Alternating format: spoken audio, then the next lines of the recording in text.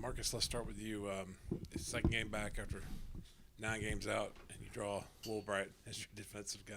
And I thought, you played awfully good defense on him, but he's a heck of a player. But just to come out and do what y'all did defensively, I think y'all held him to 40% as a team. That's ultimately what matters, and you got the win. So just kind of take me through that unbelievable day. I mean, we knew this was going to be a heavyweight matchup, and I knew coming back that I was going to have to guard him.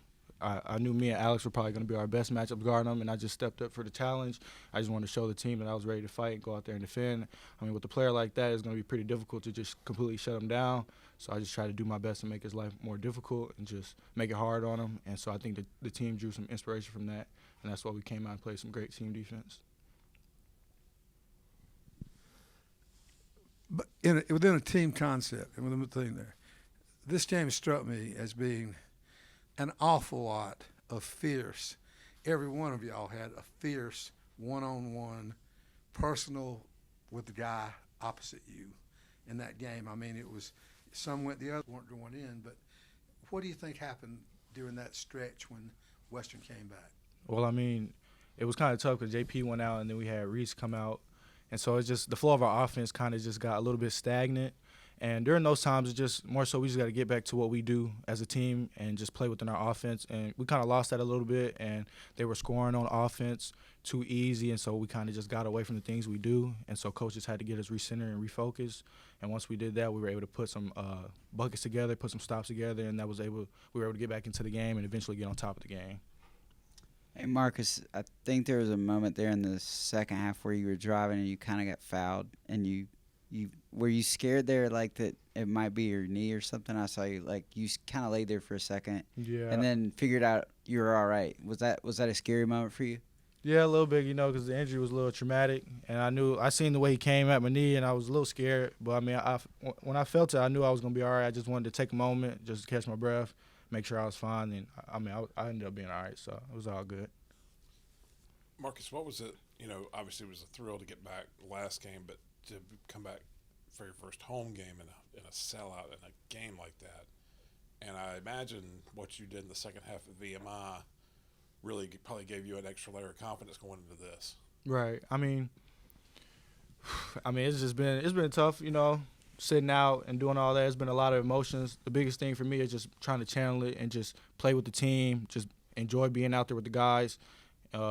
Taking in the fans and just enjoying the moment and just stepping up and just competing my behind off, and just playing great defense. That was really my main focus today. Is I wanted to show the guys that I wasn't just like offensive minded or just a scorer. I wanted to show the guys that I was willing to sacrifice and step up to the challenge and do my best. And so that's what I tried to do. Okay, those of us who are at a lot of the games, we know the injury problems, but there are probably a lot of people in the conference who Furman's 0-2. Mm-hmm. Those people looked at the schedule and they said, Furman's got ETSU, Western, Samford, Wofford, although people didn't know Wofford was going to be 4-1. And so either those people were going to say, that's going to bury them, or it reminds me of that old saying people say, it's not a problem, it's an opportunity. You also are looking right down the barrel of an opportunity. And so I'm sure you had to think about this because I did. Yeah, most definitely. And I think that's the thing that kind of, is part of our culture. We don't really worry about what the outside people think. We know when we were down, and some people started looking at us different, but we know at the end of the day, like, this is Furman basketball, and we embody a culture that's super resilient and determined. So, like you said, we looked at the schedule, and even though we were 0-2, we said, hey, this is an opportunity for us. We can come in every day and stack days together and continue to build our culture that's deep in all of us. And, I feel like you kind of seeing the end result on it. We still got a long way to go, but, this is just us believing in each other and us making sure that we can be the best Furman basketball team every day.